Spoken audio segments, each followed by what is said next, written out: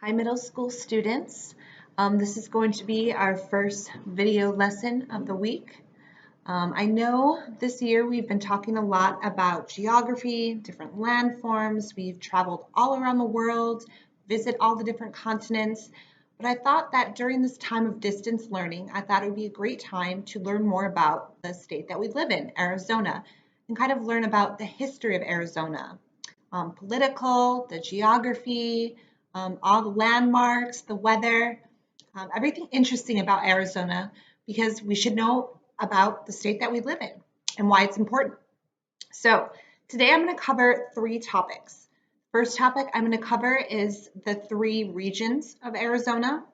Then I'm going to talk about why people choose to live in a desert. Third, I'm going to be talking about famous sites in Arizona. What are the famous landmarks? Why are they important? And then as a bonus lesson, I'm going to give a mini lesson on prairie dogs. I know you guys love your animals, so if you stay tuned through the whole video, you're going to find some very interesting information about prairie dogs.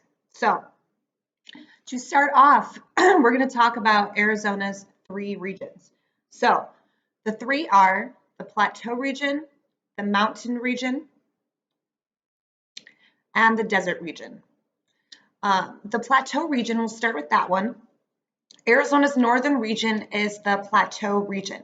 Plateau is a French word meaning plateau or a large plate. It is made up of large areas of land that were raised up from the regular surface of the earth many centuries ago. You guys should be very familiar with plateaus. We've talked about this a lot in our landforms unit. Plateaus may be many miles wide. They are often surrounded by deep canyons or hillsides.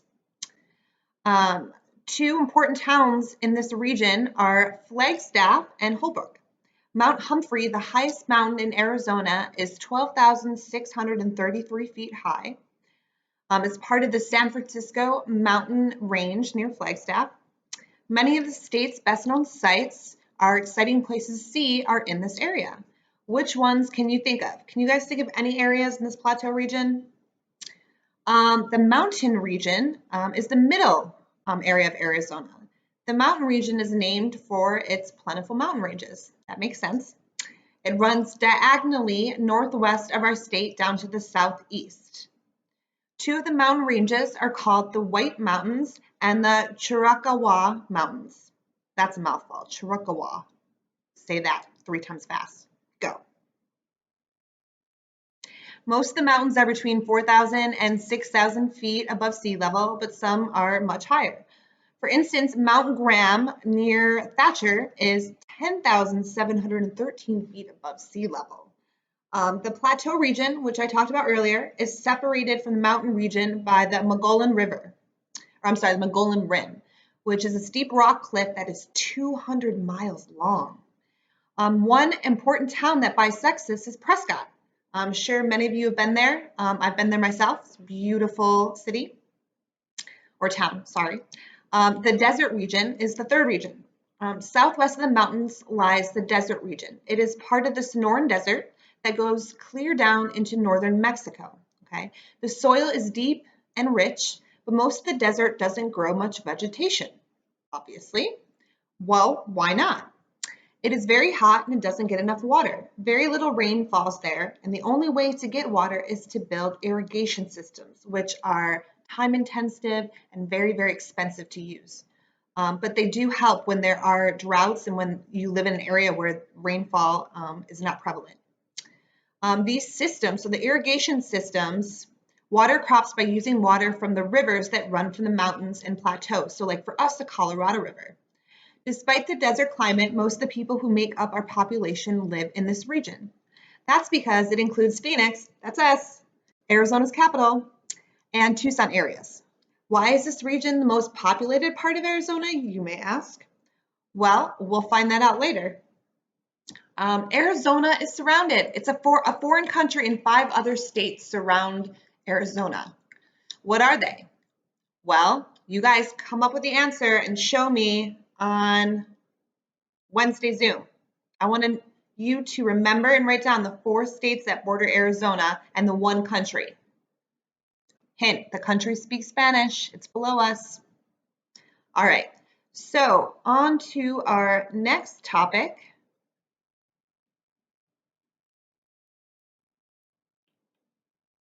How can people live in the desert?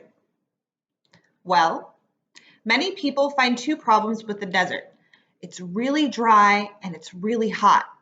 And we all know this. We live in Arizona. It's hot probably 80% of the time. Right now it feels good. It's nice and mild in the high 70s. But then when we get in the summer, it's really, really hot and it's dry, so our skin dries out. But luckily, some people have solved these problems and have made the desert a very cool place to live. When the snow melts in the mountains in the spring, the water runs into rivers. People have built dams on the rivers to store the water. They let out just enough water to take care of the people below the dam. Next, they purify the water and send it in pipes to the people. If you live in the desert, every time you get a drink, you are using water that mostly came from mountain snow. Pretty cool to know, huh? The other reason the desert is a cool place to live is the invention of air conditioning. That makes everything better. Just like people in the plateau and mountain regions have furnaces to keep their homes warm, because remember, it's a little cooler up north. When you get to Flagstaff, it's kind of cool, right? Probably about 10 to 20 degrees cooler than us. They have air conditioners to keep themselves cool and heaters to keep themselves warm in the north. Um, don't you love modern appliances? What would we do without air conditioning? What about in your car? When I first moved here, my car didn't have air conditioning because I came from New York. In the summer, um, you want air conditioning, but it's not a necessity. You can live without it. Here in Arizona, you can't live without air conditioning, not if you want to breathe. It's very, very hot. So the modern appliances such as air conditioning and heat makes it so that people can live in desert areas and live comfortably, right? You guys live pretty comfortable lives here in Arizona. So do we. Makes sense, right? All right, next we're going to talk about a couple of famous sites in Arizona. We all know the big one is the what? The Grand Canyon, which is one of the 7 wonders of the world. So there's that. But there are many famous and exciting places to see in the Plateau region. The Grand Canyon is the most famous canyon on Earth. You can also visit the Painted Desert, which has layers of different colored sand and rock. So I'm sure you've seen the pictures of the rock formations with different levels, and that's the water sanding down the side of the mountain and creating different colored rocks as well. You can go to the Petrified Forest. That sounds like something out of Harry Potter, which is named for the trees that died and turned to stone many years ago. There are several other exciting places to visit, such as Sunset Crater, Arizona's last active volcano, and Meteor Crater, which was formed when a huge meteor from outer space crashed on Earth. And I actually went to go see this crater, and it's massive, and it's so cool because you get to go up, got to climb really high steps of stairs up to the looking deck, and then you can kind of see out into the crater, and they have a little moon man at the very bottom with an American flag. But it's just such the scale of this meteor site. It's just unbelievable to see how big it was. Okay. So you've made it through all 3 lessons. I'm proud of you guys. I hope I've kept your attention enough. And so now we get to the good stuff. All right, prairie dogs. Well, you guys are my animal enthusiasts, so I know we've talked about animals from South America. We've talked about animals from Mexico, the United States, and Canada. So bonus points if you can think of one animal from each of those countries we've already studied. That would be amazing. But prairie dogs. Well, prairie dogs are cousins of the squirrel. Some species live in large colonies called towns that often include more than 500 members. They burrow into the ground to make their homes. They are yellowish in color and are considered rodents like rats. There are 5 species of prairie dogs in the US, and one is even named for our state, the Arizona black-tailed prairie dog. Gunnison prairie dogs are also native to Arizona. They were called little dogs of the prairie by early explorers, perhaps because they thought their bark sounded kind of like dogs. You can hear a prairie dog bark if you go online and Google it. You guys can hear it. So that's it for this week. First video. Okay, your second video lesson is going to be coming later in the week. I have 3 questions that I would like you to answer so that I know that you're paying attention and everything that I've taught you is sinking in. So what I would suggest is that you have a notebook just for history. It can be just a small little tiny notebook, or it could be a regular sized notebook, or you can have a folder like we do in class. Remember our blue folders with loose leaf paper inside. So I'm going to show you the 3 questions, okay? What I want you to do is to pause the video, and I want you to write these down, okay? And I want you to be able to answer them in our next academic Zoom meeting.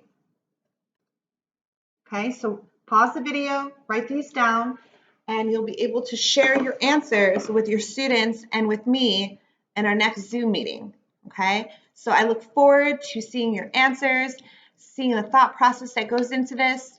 But I'm excited to share with you more about Arizona and this beautiful country that we live in and the beautiful states that we live in, and even our city. There's so much culture in Phoenix and in Flagstaff and all the surrounding cities. So hopefully you will travel with me and can have some fun with this and do some really fun projects that you guys can do at home. But that's going to be it for today. So we will see you later in the week with the second video. Look forward to seeing you guys. Oh, one more thing. Don't forget to do the CNN challenge. The previous video, I outlined what that looks like. Remember, you can print it out from at the bottom of my first video is the CNN challenge worksheet. You're going to watch that 10-minute video every single day and then write the report on the worksheet that you printed.